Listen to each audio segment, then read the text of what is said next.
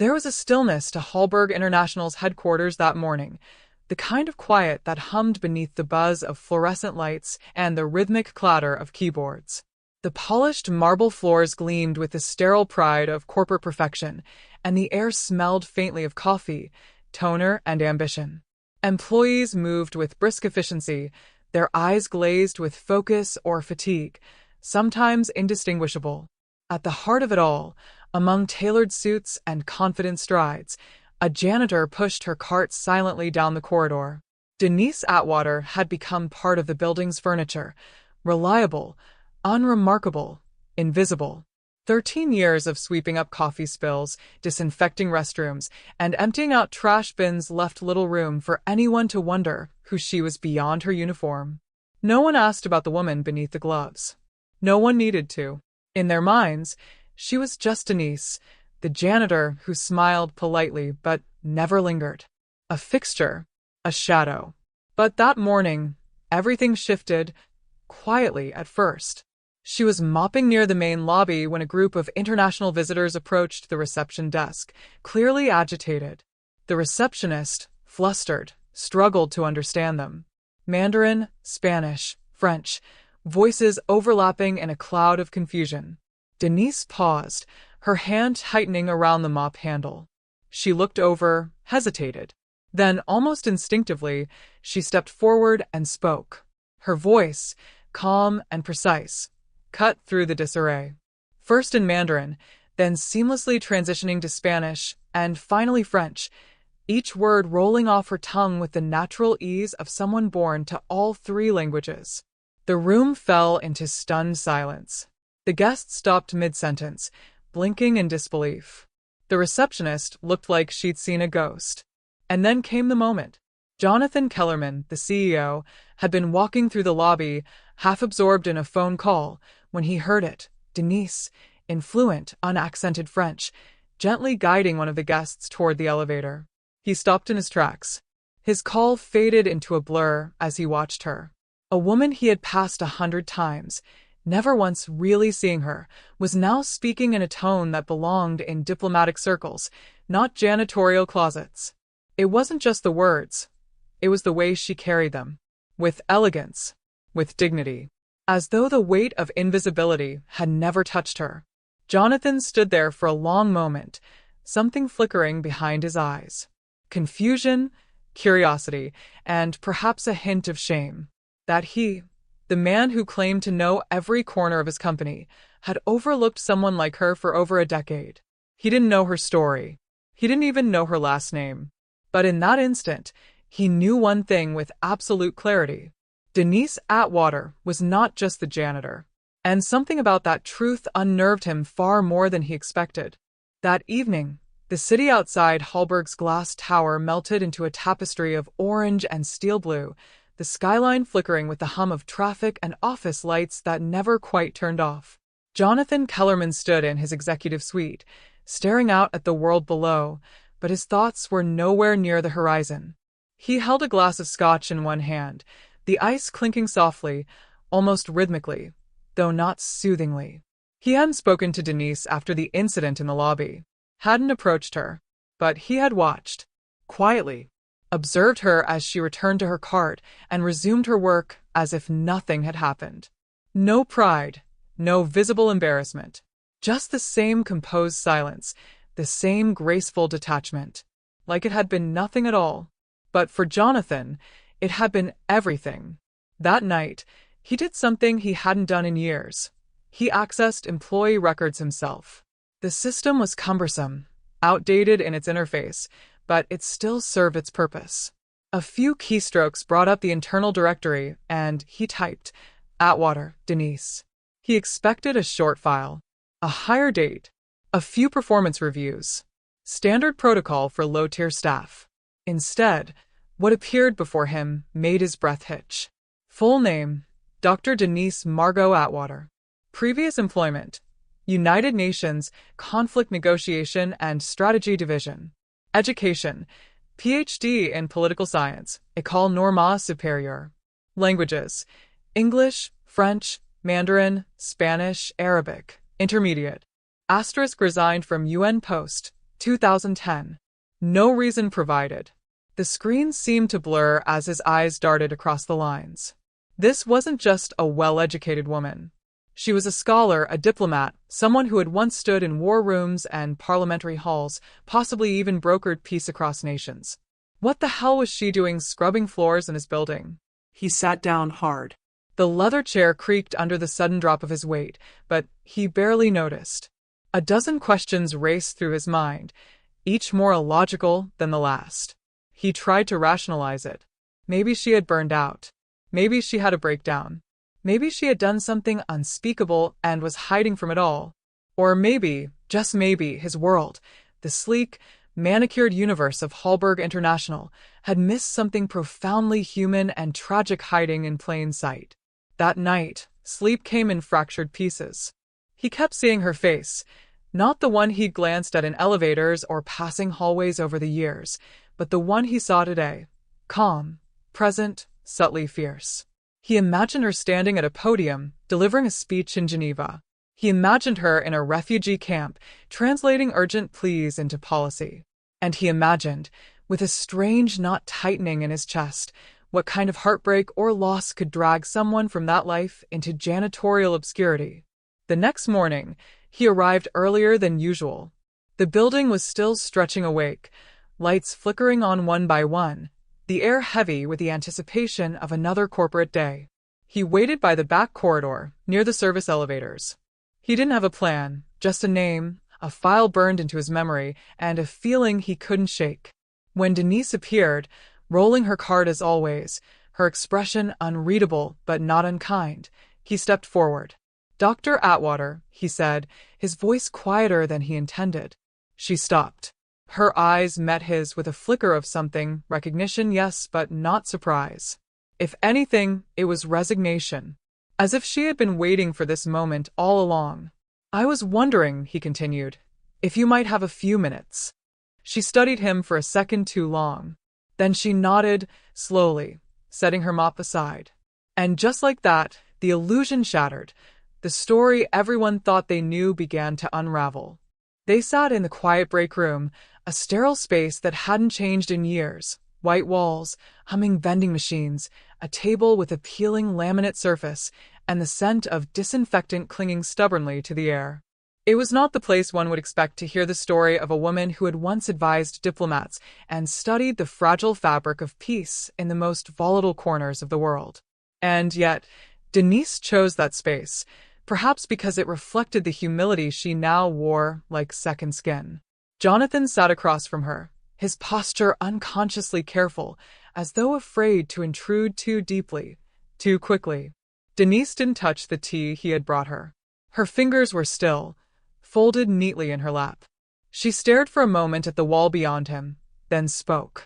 "I used to believe I was going to change the world," she began, her voice even, stripped of embellishment. "Not in the idealistic, wide-eyed sense you see in graduation speeches. I had a very practical belief in systems, in policy, in the invisible structures that govern how nations relate to one another." Jonathan said nothing. He knew better than to interrupt. "I started young," she continued. "Graduated early, taught briefly in Lyon, then joined a field team under the UN umbrella. My specialty was negotiation under asymmetrical threat, situations where power dynamics were not balanced. Civil wars, tribal disputes, rogue states. You learn a lot in those places. Mostly, you learn how little your education prepares you for human suffering. But I was good. Cold, maybe. Efficient. They liked that." A small, ironic smile flickered across her face, then vanished. "In 2006, I was assigned to a region in Central Africa. You wouldn't have heard much about it. The media didn't care. But the people there were disappearing. Women, children. Entire villages razed, overnight, then repopulate by soldiers. We were told to observe, to document. But one day, we received intelligence that a planned raid was imminent. I knew the village. I knew the families. I begged my superior to intervene, to use our political leverage to stall it. I was overruled." She paused. Something tightened around her eyes, but her voice never wavered. I broke protocol. I warned the village. Gave them a night's head start. They ran into the forest. Most of them survived. Jonathan felt the chill of her memory seep into the room like fog. A week later, I was pulled from the mission. Reassigned. 2 months later, quietly asked to resign. No scandal. Just a bureaucratic erasure. I refused to play the role they had scripted for me. I made their job harder. And so I was erased. She looked down then, as if surveying the years she had left behind like ashes. After that, I returned to the States. Tried to rebuild. I applied to dozens of universities. No one wanted a diplomat with a record of insubordination. I couldn't teach. Couldn't consult. The institutions that shape the world don't want whistleblowers. They want obedience dressed as brilliance. Her fingers tensed briefly. My father had just passed. I inherited nothing but debt. I sold what was left of his house. I took jobs. Small, quiet jobs. Cafes. Warehouses. Cleaning services. You'd be surprised how easy it is to disappear if you stop raising your voice. She finally looked up at him, her eyes impossibly calm. I chose this building because it was full of people who don't look at you unless you're wearing a suit. It made it easier to hide. And I chose to stay because, over time, invisibility becomes comfortable. There is no room for disillusionment when no one expects anything from you. Jonathan's throat was dry. He felt strangely hollow, like hearing her story had shifted something tectonic inside him. Not because of pity, but because he knew he was one of those people. The kind who never looked twice. Why now? He asked, voice low. Why let me know who you are? Denise tilted her head slightly, considering. I didn't, she said. You looked. That was your choice. He let that hang in the air between them. In a world built on power, ambition, and visibility, here sat a woman who had once wielded influence most could only dream of, and walked away from it, not because she wanted to, but because her conscience refused to stay silent. And now she mopped floors in a glass palace run by men like him. He stood slowly, not wanting to break the fragile silence with something clumsy. But she stopped him with a final remark, soft, almost imperceptible. Everyone thinks the worst thing is to fall. It's not. The worst thing is to fall and remain awake, aware of everything you've lost, and still choosing to get up in the morning. He left the room with that line echoing in his head, and for the first time in a long time, the weight of his empire felt immeasurably small. In the days that followed, Jonathan found himself watching Denise, not as an enigma to be solved, but as a presence to be understood. She had returned to her duties without change, same uniform, same quiet diligence, but now, her every movement carried a weight he couldn't ignore. There was no arrogance in her, no hint of entitlement to her past life. If anything, it seemed she carried it like a scar beneath the surface, one she never showed unless asked. But change, once it begins, is a restless thing. It started with a staff meeting. One of the building's logistics supervisors had called in sick, and the janitorial team had been left scrambling to reassign tasks for the upcoming international delegation arriving for a Hallberg subsidiary merger. The back corridor was in chaos. 2 elevators had gone offline, supply schedules were misaligned, and someone had incorrectly filed the restricted floor permits, threatening to delay the visit by hours. Tempers frayed. Voices rose. No one had answers. Until Denise spoke. She didn't raise her voice. She simply walked over, looked over the floor plan, and asked 2 questions, measured, efficient, surgical. Within 5 minutes, she had rerouted the traffic plan, reassigned team members with military precision, and advised the front desk on reprogramming the access cards to compensate for the missing permits. The manager, stunned, asked her if she had a background in logistics. Denise just shrugged. It's pattern recognition, she said. All problems follow a rhythm. By the end of the day, the crisis had been averted. The delegation never knew anything had gone wrong. Word spread, not among the executives, of course, but among the people who keep buildings alive. The cleaning staff, the cafeteria workers, the maintenance teams. To them, Denise wasn't just someone who did her job well. She was someone who understood things. Who didn't panic under pressure. who could read a problem like a language and find its grammar. And then Jonathan did something else uncharacteristic. He invited her to the operations floor. Officially, it was under the guise of employee feedback for improving service workflows. But everyone knew it was more than that. She stood at the end of the long table in a room full of department heads, her uniform clean but unmistakably blue-collar, her eyes sharp but composed. Some tried not to stare. Others did, openly. A mid-level HR manager, clearly uncomfortable, asked what her actual position was. Denise looked at him with that same calm that now unnerved Jonathan more than any outburst ever could. "I clean the spaces where your staff forgets they exist," she said. "And sometimes I pay attention to what's broken."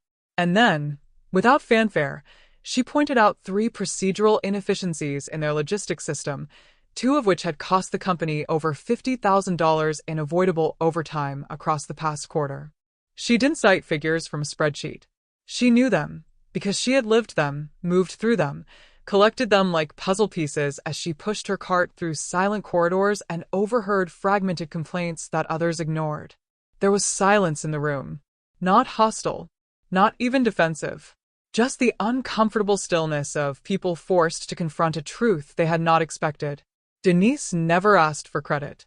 But Jonathan, after that day, changed her title in the system from cleaning staff, night shift, to internal process liaison, provisional. No announcement. No grand promotion. Just a quiet adjustment in the machinery of status. When she noticed the change, she didn't smile. She didn't thank him, either. She just nodded once and resumed work. But that small shift rippled outward. Managers began to greet her. People paused when she spoke. Even the security team, gruff and wary by nature, began to defer to her judgment when floor issues arose. And still, she cleaned. It became a paradox no one could quite reconcile. A woman who could dismantle a logistical nightmare in minutes and still wiped down baseboards by hand. A former diplomat who swept the corners most people didn't see. But Denise didn't try to reconcile it. She simply was, unapologetically, quietly, herself. And Jonathan, for all his wealth and power, had never been more uncertain about how to approach another human being. It was no longer about curiosity. It was no longer about guilt. It was becoming something else. A respect laced with awe. A question rising, unanswered, in the space between who she had been and who she had chosen to become. It wasn't a plan at first. Just a thought, uninvited, vague, and disobedient to logic, that crept into Jonathan's mind one late evening as he stood by the glass railing of his 42nd floor office, looking down at the fading city lights. He hadn't summoned it. It came on its own. What would she be if she had another chance? That night, he didn't sleep. The past few weeks had shifted something inside him. Denise had become a mirror that quietly reflected his own decay. Not the decay of money or influence, but of purpose. She operated not from ambition, but necessity. Not because she wanted to climb back to where she had been, but because she had chosen to walk forward without ever asking anyone to pave the way. But Jonathan had spent his whole life paving ways, for himself, for people who would never carry the weight Denise carried in silence. That imbalance began to feel like a wound. By the next morning, the idea had taken root. A special project was being formed, a company-wide initiative to reimagine urban spaces using sustainability models and social reintegration frameworks. The board had pushed for a progressive image. Jonathan had nodded in agreement, as always, calculating the PR benefit. But now, for the first time in years, he didn't see strategy. He saw Denise. He requested a private meeting. She arrived as she always did, quiet, alert, not defensive, but measured. She didn't fidget, didn't search for compliments. Her uniform was crisp, her shoes clean.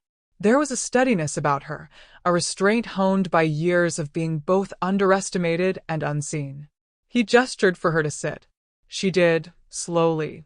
"I want to offer you a different role," he said. No preamble. No softened language. She said nothing, just listened. "There's a redevelopment program being assembled. You know this building like it breathes. You understand flow, pattern, failure points. I want you involved. Still, she didn't answer. He pressed on. Not as a token. Not as a charity case. As someone I trust to see what others can't.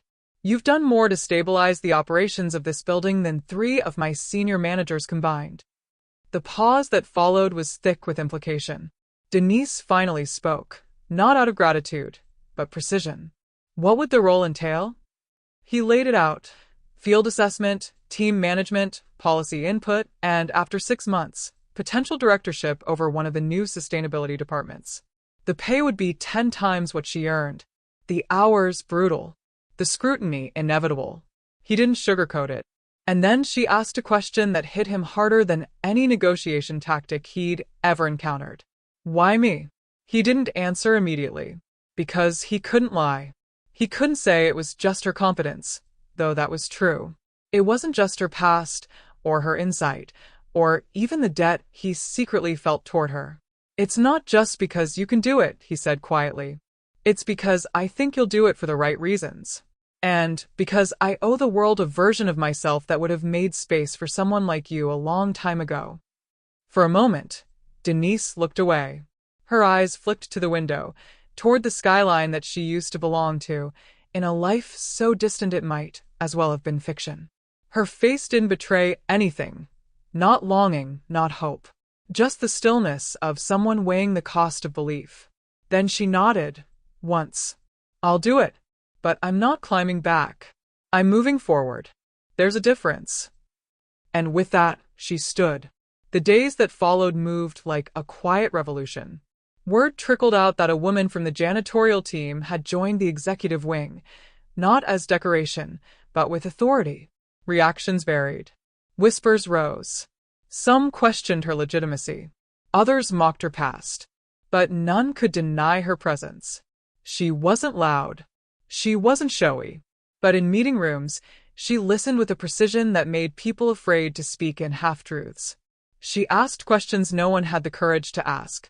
And when she didn't know something, she said so, without shame, without ego. One afternoon, as she walked through the operations floor wearing a plain blouse and slacks, no longer the uniform, but still modest, and in turn asked her how it felt to make it back. She didn't smile. I didn't come back, she said. I rebuilt. And in that one word, rebuilt, Jonathan heard something he hadn't felt in years. Redemption. Not for her. For himself. For the system. For the parts of the world that sometimes remembered how to listen. Denise had been given an opportunity, yes. But it wasn't the opportunity that changed her life. It was the quiet violence of survival, transformed into grace. And now, she was no longer a woman who swept floors in the shadows of towers built by men like Jonathan. She was the architect of her own future, and every step forward was a blueprint others would someday follow. The announcement had barely settled before the ripples began to spread, subtle at first, like a breeze brushing the surface of still water, but soon building into waves of whispered conversations, sideways glances, and guarded meetings behind closed doors. Within the labyrinth of glass offices and polished marble floors, Denise's promotion was a fault line, visible only to those willing to look closely, but felt beneath the surface by all. For some, it was a challenge to the status quo, a jarring dissonance in a world where pedigree and polished resumes mattered more than grit and lived experience. Senior managers, some of whom had spent decades meticulously climbing ladders, polished their expressions with practiced indifference, but behind closed doors their frustration simmered. To them, Denise's rise was not a triumph of merit, but a disruption, a threat to the carefully maintained order. In the sleek boardroom where Jonathan once held unchallenged sway, opinions fractured quietly but unmistakably. Is this a publicity stunt? One executive whispered during a lunch meeting, his voice tight with disbelief. What does she really know about strategic planning, beyond keeping this building running? Another, a woman with sharp eyes and an even sharper tongue, countered, underestimating her might be our biggest mistake. She's already uncovered inefficiencies we've ignored for years. Denise herself felt the weight of those eyes. Every step she took in the halls, every comment she made in meetings, was dissected with skepticism. It was a silent war waged with words unsaid and alliances formed in the shadows. Yet, in her quiet persistence, she found a strange clarity. She had not come to this position to please or to prove. She came to reshape. And to survive, she needed to become more than what they expected, more resilient, more strategic, more deliberate. She learned quickly which battles to pick and when to listen behind the lines of conversation, absorbing lessons in corporate power that no manual could teach. Jonathan watched all of this unfold with a complex tangle of pride and unease. Pride, because Denise was exceeding even his cautious expectations, turning her intimate knowledge of the building's bones into innovative proposals that promised both profit and purpose. Unease, because he realized that the company's culture, so rigid and hierarchical, might not be ready to accept someone who challenged not just processes, but the very assumptions of worth and ability. In a particularly tense meeting convened by the board, the air was thick with unspoken doubts. Some questioned whether Denise's appointment had been rushed, fearing it would expose vulnerabilities. Yet as she spoke, measured, insightful, unafraid to confront uncomfortable truths, those doubts began to erode. She laid out a vision that transcended maintenance schedules and quarterly profits, a blueprint for a workplace that valued inclusivity and adaptability, one that saw potential where others saw risk. Her words were not empty rhetoric. They were forged from experience, struggle, and a deep understanding of human complexity. The tide shifted, slowly but inevitably. Colleagues who had been cold or dismissive began to approach her with tentative questions. An older engineer, once skeptical, admitted, "You've made me rethink how I approach my work." A junior analyst confided, "You make this place feel less like a cage." But not everyone softened. A few resisted openly, their hostility veiled thinly as concern for company values or team cohesion. They whispered warnings to Jonathan, hinting that Denise's past could become a liability. To them, the past was a chain, not a foundation. Jonathan's role became that of a reluctant guardian, defending Denise not just for her talent, but for the integrity of a vision that challenged complacency. He learned to recognize the subtle ways power was wielded, not just through authority, but through exclusion and silence. Denise faced these challenges with a quiet strength. She refused to be defined by her history or by others' perceptions. Each slight was met not with anger, but with steadfast resolve. The psychological weight was heavy, but it sharpened her, like a blade honed in fire. Over months, as projects advanced and early successes accumulated, the company's culture began to show signs of transformation.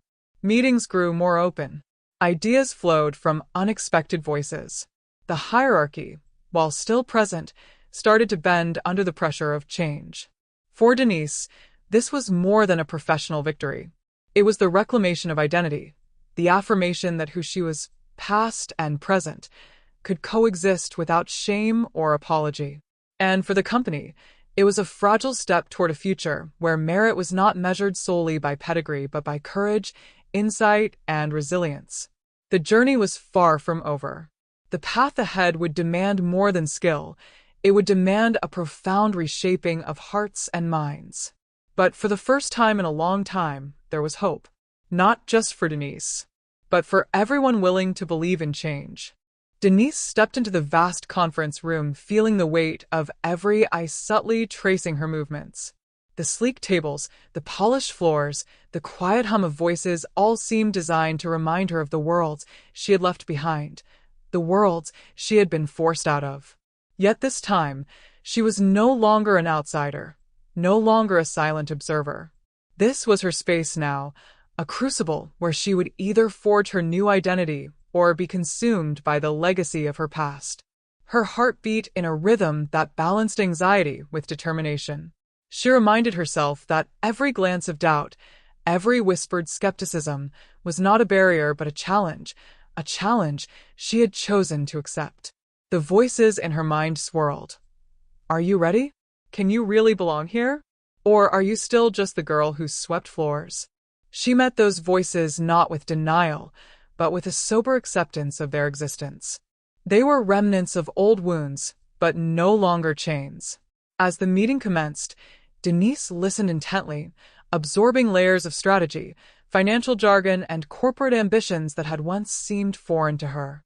She could feel the subtle undercurrents of power, alliances forming and dissolving in real time, the silent negotiations that shaped decisions before words were even spoken. But unlike before, she wasn't paralyzed by unfamiliarity. She was learning, adapting, and, slowly, shaping the discourse.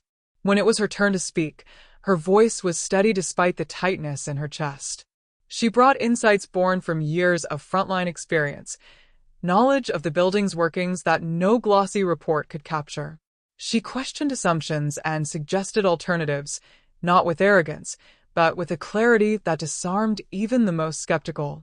There was a quiet strength in her interventions, an authenticity that no amount of corporate polish could replicate. The subtle shifts began. A nod here, a pause there. Some colleagues exchanged surprised glances. Others masked their acknowledgement with silence. Denise was carving a space for herself, but she knew the journey was far from over. The psychological terrain was treacherous. The pressure to conform was immense, and every misstep could be seized as proof that she didn't belong. Yet she also sensed something new within herself, a resilience tempered not by defiance, but by an unyielding commitment to her own truth. The years of invisibility had honed her capacity to endure, but now endurance alone was not enough.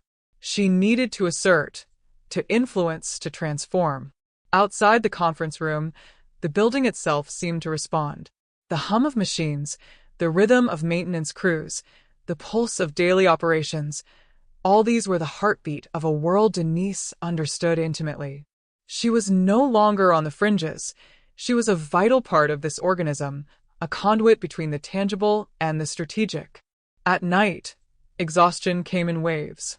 But in those quiet moments, she confronted the most difficult question of all.